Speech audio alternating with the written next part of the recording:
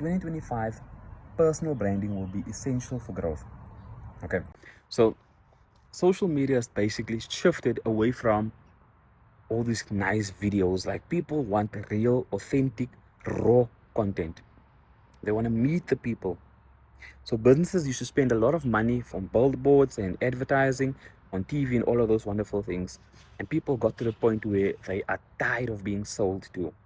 So if you run a business and you want to grow, people, the customers, the people that you want to sell to, those people want to buy from people that they know.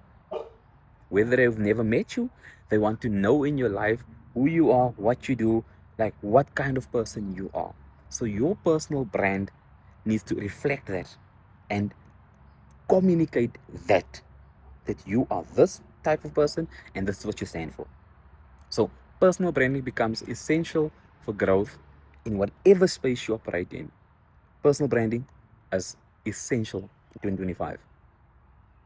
Let's drop it down.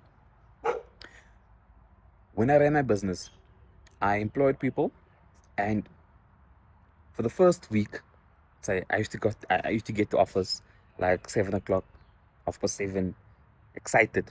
I've got people coming to the office, like I'm excited for all of this. Like, first time I've got people working for me in an office, and I'm excited all of this. And they used to come to work excited. 7:30, 8 o'clock, they would be there. Nice, nice time in the office that morning when everybody gets there. It's all excited, telling about the day, whatever, whatever. Like a nice time to just to gel, I would say. And after a couple of months, like, I had a lot of work to do, and I found that I couldn't work properly at the office because, like, the staff, they used to ask a lot of questions. They were disturbing, I would say, my ability to work and like all of that. And I changed my hours and I decided, like, I want to get into office like 9, 10 o'clock, get to the office.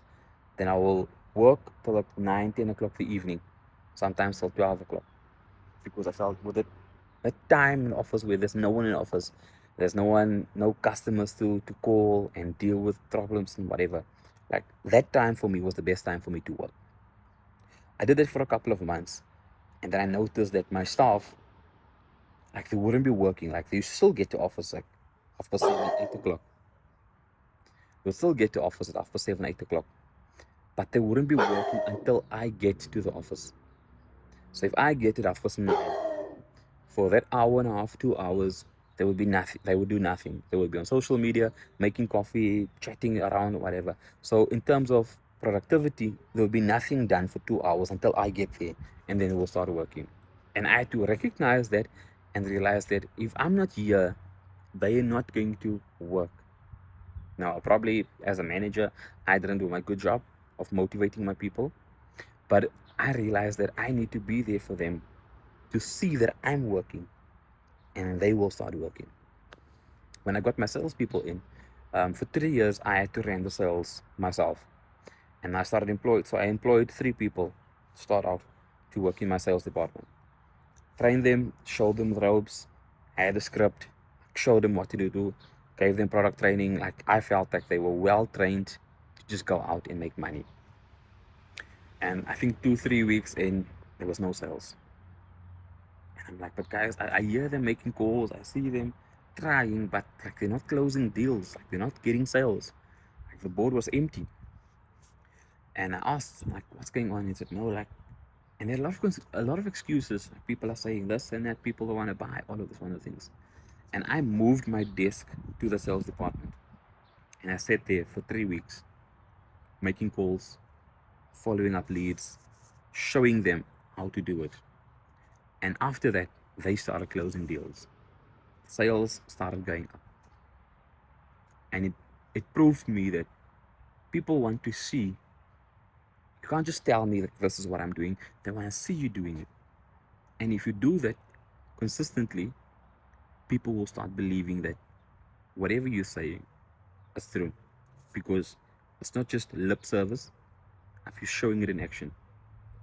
So during this time, 2025, your personal brand becomes essential to grow your business, because people don't want to just hear that your business is doing these wonderful things. They want to see it. They want to see you live it. If you're selling BMWs, but you as the owner, you drive Mercedes, customers won't buy. So you need to live and breathe your business, your product, your service. You need to live and breathe it. And it needs to be evident in everything that you do. Vusi Tembakaya said something so profound. I saw a video the other day where he says his personal brand arc. He says branding isn't just a once-off thing. It's a consistent thing over a long period of time. And he made an example of him always, when he has a show or when he speaks, he always has a cup of coffee with him because he loves coffee, and that's part of his brand. And then he started launching a coffee brand. He said, "Hello Family," the coffee brand, and that ties into his podcast. That when he starts his episode, he says, "Hello Family," and I'm thinking to myself, like, the level of detail in that, like, it really blew my mind, because I love branding, I love marketing, like I love this whole thing of colors and fonts and like things tying into a message. I love the fact that it all just ties in and gives you an emotional response to a brand based off whatever. KFC's smell, it's part of their branding. McDonald's, the art, it's part of their branding. Like, there's so many examples of branding done successfully. And when it comes to personal branding, like Mandela's voice was a beautiful example of personal branding. Like, find something that makes you unique. I've got a friend, he calls himself the bearded gin guy, and I'll tag him in, Louis. Like, he started becoming, like, he basically became the bearded gin guy, and he's got a beard, he loves gin, and his packaging, like everything is packed towards what he stands for. If you hear the bearded gin guy and you see his Facebook page and all of those stuff, like, you can see the connection, like, this was branding done correctly. Now, when you're building up your brand, you're building up your business, your personal brand becomes essential to the business, because whatever you stand for, that print will be put on to your business.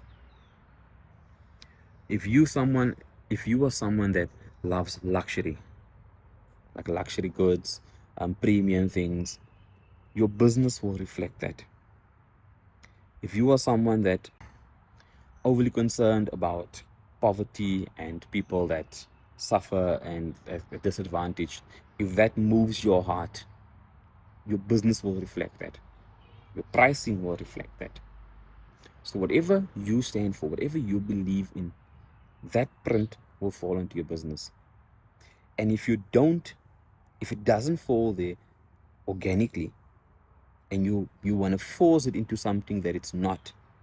If you love luxury, but you run a business for cheap products or like affordable products, there will be a disconnect. Like, there will be an inherent disconnect between your business and what you stand for.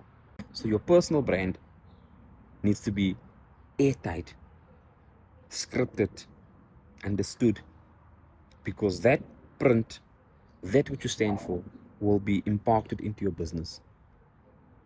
And if you're not aware of it, if you're not clear on it, it can destroy your business. Thank you for joining me. Like, comment, share, subscribe, and let's grow together for 2025. Take care.